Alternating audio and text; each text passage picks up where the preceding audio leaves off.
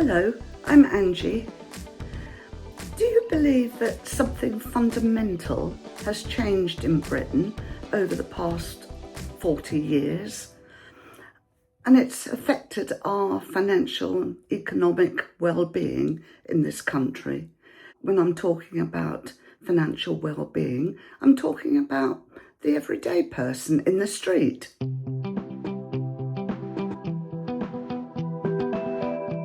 We didn't really notice it at first because it happened slowly. But millions of people across the country can feel the consequences of that change, even if we struggle to fully explain it. I don't know about you, but life feels more financially exhausting than it used to. Housing increasingly feels impossible. Savings buys less every year. Taxes quietly rise through frozen thresholds and stealth mechanisms. Young families increasingly feel locked out of the stability previous generations once expected as normal. And many pensioners who worked responsibly for 50 years now spend retirement worrying about heating bills and supermarket prices, basic food. Meanwhile, you look around and wealth increasingly concentrates upwards. Politics feels more distant, and we ordinary people increasingly feel the system no longer works for us in the way it once did. So what actually happened to Britain economically? How did we become more unequal, more asset-driven, more financially stressed, more psychologically pressured, and more divided between owners and non-owners? Because what I'm going to discuss over the next few videos is not about conspiracy theories, it's not about ideological shouting, it's not about simplistic resentment towards successful people.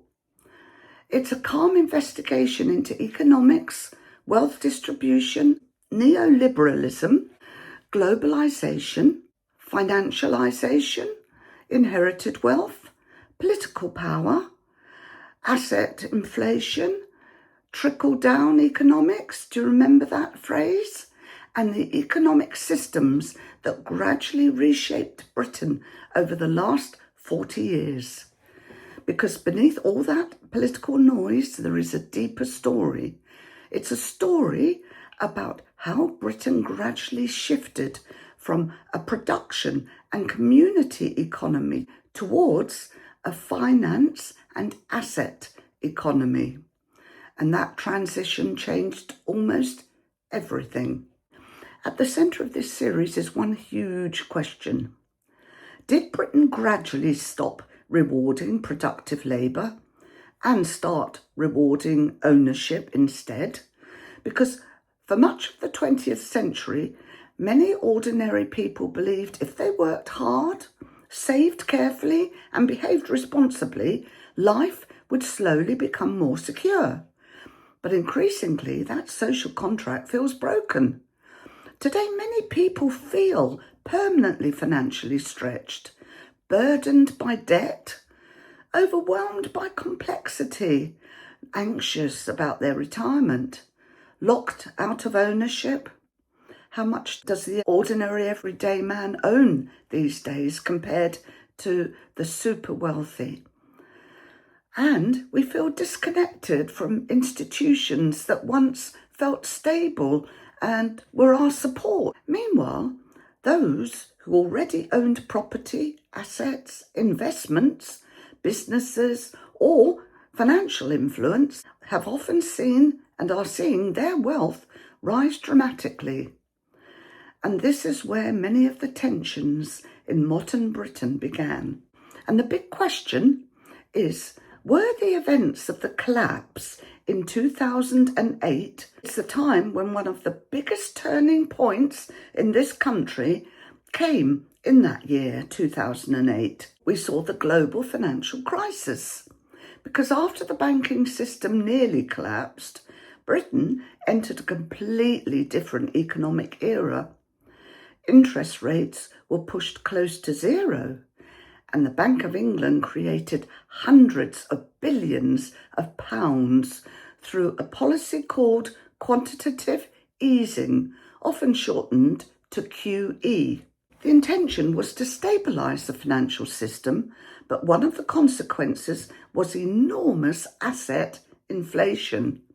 Property prices surged, stock markets recovered rapidly, asset owners became even wealthier, but many ordinary wages barely kept pace, and this may have become one of the biggest wealth transfer periods in modern British history. Not through conspiracy, but through monetary policy itself. So let me tell you about the core structure of the next few videos.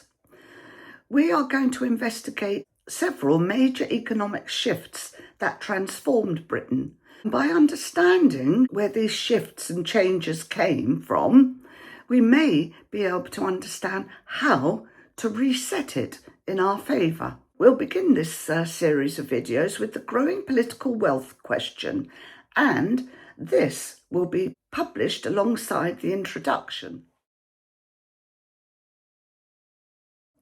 We begin by asking why politicians increasingly appear wealthier than the people they represent.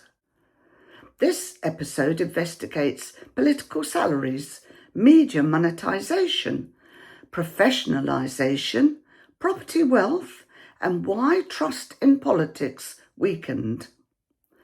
In episode 2, we will look at the Rentier trap. This episode explores how Britain gradually stopped rewarding productive work and increasingly rewarded ownership instead. That's in housing, assets, property inflation, passive wealth growth, because modern Britain increasingly divided into owners and non-owners. In episode 3, we will remember the ghost of 2008. And that episode, as I explained, is the 2008 global financial crisis and quantitative easing, how it reshaped wealth distribution forever, and how emergency financial policies inflated property, stocks, and asset wealth, while younger and poorer households increasingly fell behind. In episode 4, we're going to look at the inequality of the taxation unfairness in this country.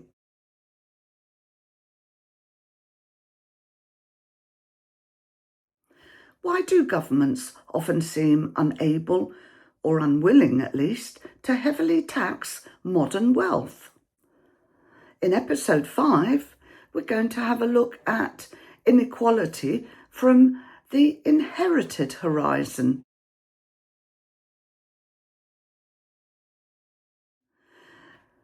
Britain increasingly shifted from earned advantage towards inherited advantage. But there is also a major hidden problem emerging. Many younger people hope inheritance will eventually rescue them financially. Yet, increasing amounts of property wealth are now being consumed by social care costs, later life health care, and long-term retirements, aren't they?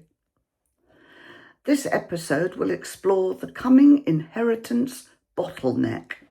In episode 6, we're going to have a look at the new class divides in inequality.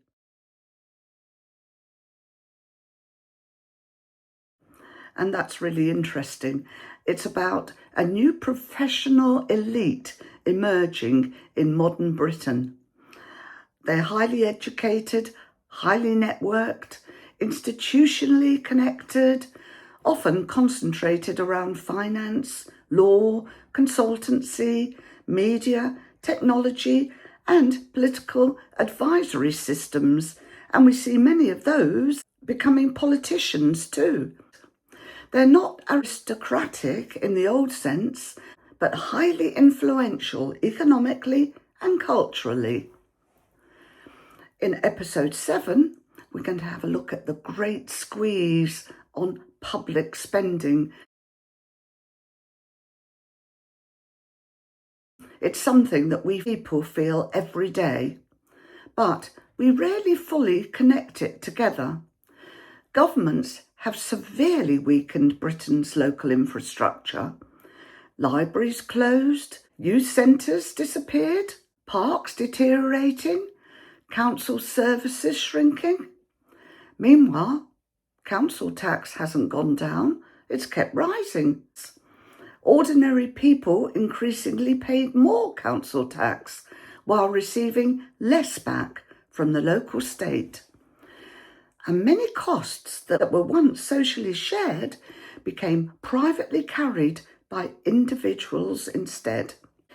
In episode 8, we're going to look at the failure of what we know as trickle-down economic promises. Because I remember for decades, many governments promised that growth at the top would eventually benefit everyone. But many communities increasingly feel that never truly happened. The economy grew, corporate profits grew, asset prices grew, yet many ordinary towns declined. This episode investigates what happened to the promise of trickle-down economics. What's fundamentally going wrong and how we can deal with those fundamentals before it really will be too late. In episode 9, I'm going to talk about the loss of trust in our governments. In episode 10 of the 14 that I've so far planned, I'm going to talk about how money took over modern Britain.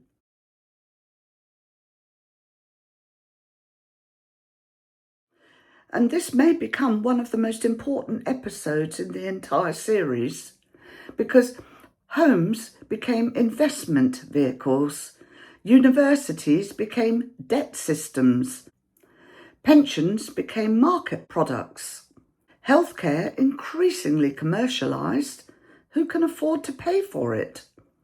And shareholder value increasingly dominated decision-making. This episode investigates how financialisation gradually reshaped everyday British life itself. Episode 11 will deal with the complexity of modern capitalism.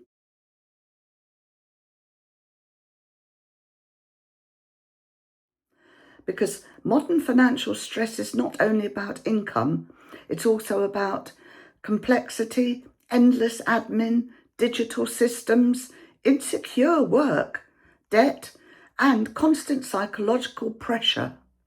Many people increasingly feel permanently overwhelmed. Episode 12, I want to have a deep look at why our local Britain and communities have started to disappear. Because this episode explores the decline of local Britain itself. Episode 13.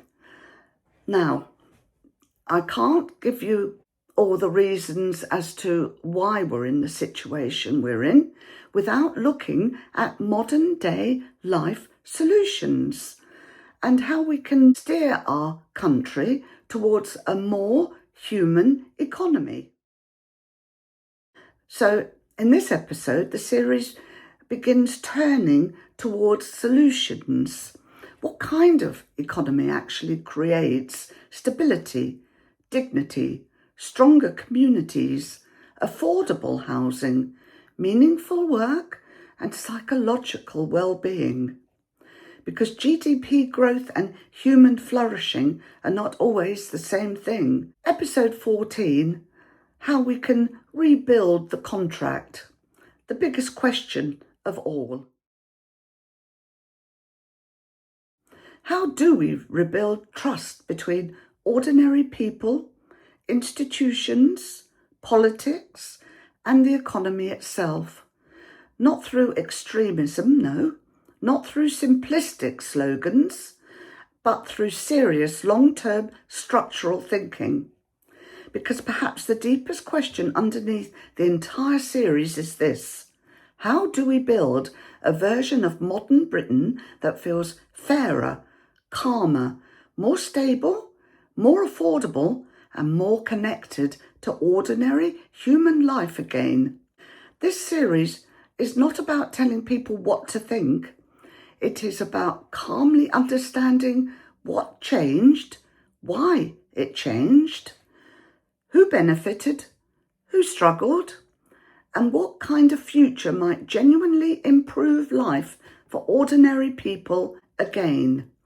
Because beneath all the political noise, many people, more and more every single day, are really feeling left behind and asking the same question: how did Britain become so financially unequal, so psychologically pressured, and so disconnected from ordinary human needs?